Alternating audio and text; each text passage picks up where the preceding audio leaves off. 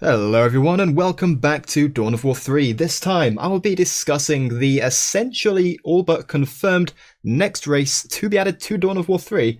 That is Necrons. So there's a tiny element of spoilers here, so if you haven't played through the campaign, or if you're interested in buying the game, maybe you want to skip this video and do that first, complete the campaign, but in all honesty it's not spoiling much. And I won't be talking about how this next race interacts with the story much at all, so you might be okay, to be honest, even if you haven't actually played the game. So, Necrons. So what happens at the end of the campaign, again, trying to avoid all spoilers that can be avoided, at the very end of the credits, there comes up essentially a clip of a Necron face. These are very sort of iconic to Necrons. There can't be any misunderstanding or misidentification. It was a metal skull, dark metal, glowing green kind of elements, very Necron-esque. So, first off, to start this off with, who are the Necrons? Well, in the 40k universe, there are many ancient civilizations that are used to be, main factions within 40k. So one of these is the Eldar race, and these are already a playable faction. The Eldar are essentially an ancient psychic-based race who were created, at least according to the fluff that I identify with, to fight the Necron tier, this ancient Necron race. Now, if we've established that the Eldar are already an ancient race, whose galaxy-spanning empire existed way before the Imperium of Man ever did, then in comparison, the Necron tier are ancient relative to Eldar in the same way that Eldar are ancient relative to mankind. So the Necron tier are the truly ancient race. And as a result, their technology is truly, staggeringly advanced. And this is most well represented in their bodies. So, as I've mentioned, the spoiler at the end of the campaign is a metal face, and this is a very Necron thing. They have this living metal that they use and animate, essentially, to make all of their bodies. So the story, roughly as it goes, is the Necrons as a race used to be mortal. They were tricked by these star gods known as Satan, and that is C''Tan, I do believe. So these star gods that used to consume stars for energy, but decided that, lovely mortal souls were much more edifying for the bowels. So they started nom-nomming on the Necrons, convinced them that they could give them immortality for various reasons, which I won't go into. And this form of immortality was basically to transfer the Necron tier's souls into metal bodies, living metal bodies. Now, these living metal bodies essentially have the ability to, by and large, just reform after death, and this makes the Necrons a very tough force to take down. And so that's really the main elements of their story that you need to know as a basic introduction. But how would this sort of transition into an in-game faction within Dawn of War 3? Well, if we start off with the living metal bodies as just a sort of basis to go off as to how the Necrons would play, then we can kind of expect some sort of element of reanimation. Whenever a unit dies or whenever a model dies, perhaps there's a chance, as a sort of race ability, perhaps there's a chance for them to just immediately get back up. This could also translate into free reinforces for squads that perhaps automatically happen, just to reinforce the idea that the Necrons are a race that are very hard to put down for good. If you take out a basic Necron warrior, which is essentially the frontline infantry in much the same way that the Eldar have Dire Avengers, Space Marines have tacticals, and Orcs have boys, the basic Necron warrior could get, decapitated and then just get back up because their body reformed and they got back up to life. So, yeah, that I would definitely expect that to be represented in some way. In much the same way that Space Marines have access to drop pods as a faction mechanic on top of the chapter banner as a faction mechanic, I would expect there to be some reanimation protocols-esque ability or mechanic that is either activatable or passive, that gives the Necrons the ability to just get back up from horrific losses very easily. So that would be really cool to see. And there is actually in the tabletop a rule for this known as reanimation protocols. And it means there's a chance you roll a dice on the tabletop for the chance for one of your models to get back up if it dies. So in game, maybe it's an active ability that you can activate on a cooldown. So if you notice that a lot of your squads have taken big losses, you can push the button and essentially you activate reanimation protocols as an ability. And there's just essentially dices are rolled in the background. Die are rolled in the background by the game, and some of your squads get up, some of your models get up, some don't. But overall, it will result in your army being very sticky and potentially incredibly annoying to firmly put down for the opponent. So that could be really cool. Necrons, one identifying factor that the race has is that they're very hard to put down for good.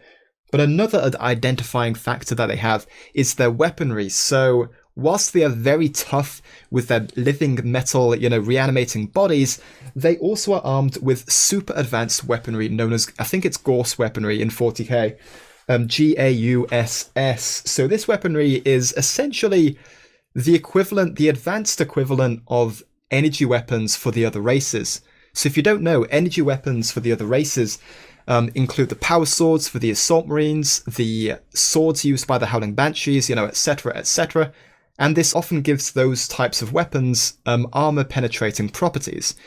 But with the Necrons, they have an advanced version of this, where their weapons can do damage to any unit regardless of its armor class. So the basic Necron warrior, as I mentioned before, as the basic Necron frontline unit, is equipped with a Gauss rifle. And this rifle, if it hits, say, a Titan, has the potential to just, burn away its armor, essentially just antimatter the armor away and do critical damage, even as a basic unit. So how this would translate into Dawn of War 3 is I imagine that most of the Necron units will be armed with either pure or anti-vehicular damage. So obviously this potentially has balance issues. If they do go down this fluff-accurate route, then I have to imagine that they will be either pure or anti-vehicular damage, in which case their units will be, by and large, useful against any opposition that they're targeted against. How they would balance this is I have to imagine that the overall damage statistics, the DPS of their units, will be overall lower than the other races. Obviously, pure damage is a bit of a sticky issue because the Striking Scorpions at the moment, as of the time of this recording, are very annoying because their pure damage crits essentially allow them to push buildings and objectives and other things very quickly beyond the capability of most tier 1 units, which is, roughly the time that Striking Scorpions come out, simply because of that true damage property of their crits. However, it is worth noting that the Striking Scorpion crit also, in addition to the true damage, gives them double damage. So they go from something like 80-something damage up to 160 and true.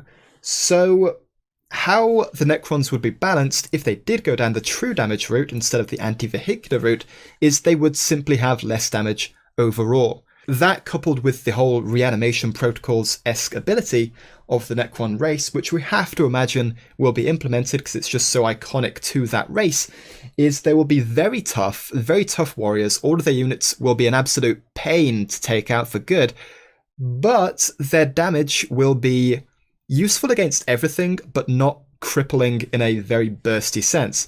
So unlike Dire Avengers, whose burst damage is very bursty, and this is balanced by the fact that they have an overheating mechanic on their basic units, armed with shuriken catapults, the Necron warriors won't have any overheating capabilities, but their damage will be consistently lower than average, but will still be able to actually damage every other unit equally as effectively as whatever unit that they target.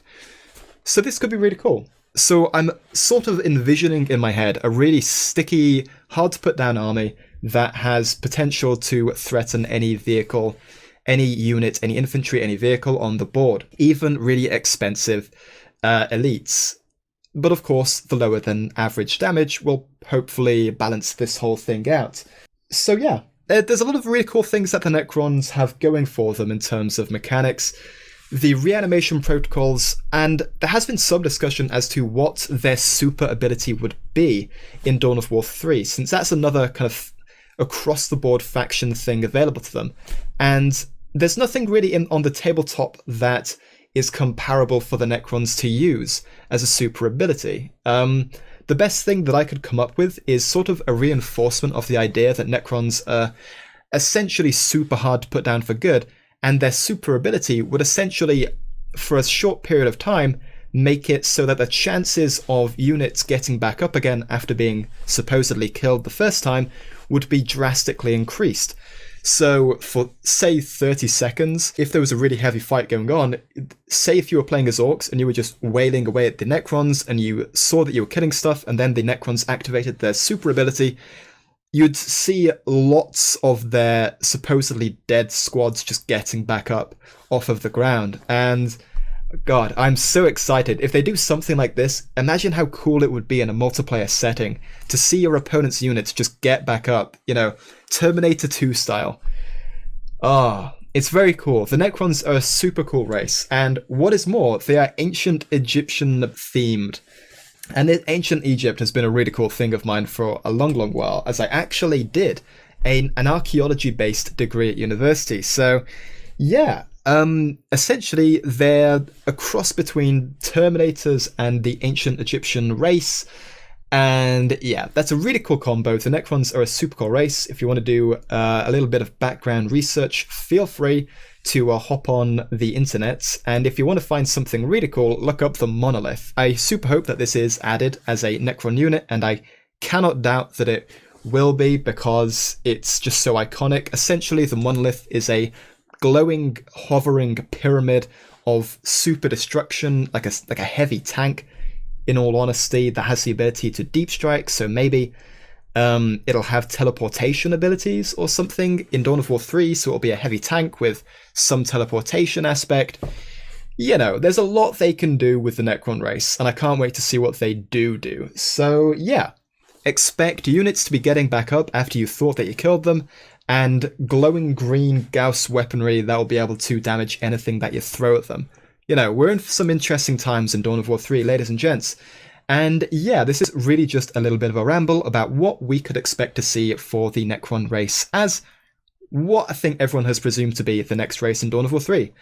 As, let's face it, you don't stick a spoiler like the one we've been shown at the end of a campaign without it being, you know, hinting strongly at what the developers will be doing next.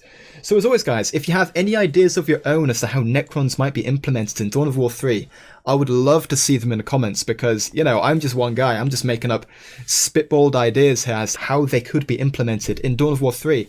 And I'm sure your ideas will be better than mine, as you will probably think about them a lot harder than I have. So if you do have any thoughts on how they might be implemented, faction-specific abilities, how the reanimation protocol's idea of them getting back up after supposedly being dead might be implemented, you know, etc., balance things, units that they might add, feel free to slap it in the comments section below, and I will do my best to reply to those comments. And yeah, expect more Dawn of War 3 coverage coming up fairly soon. Ta-ta!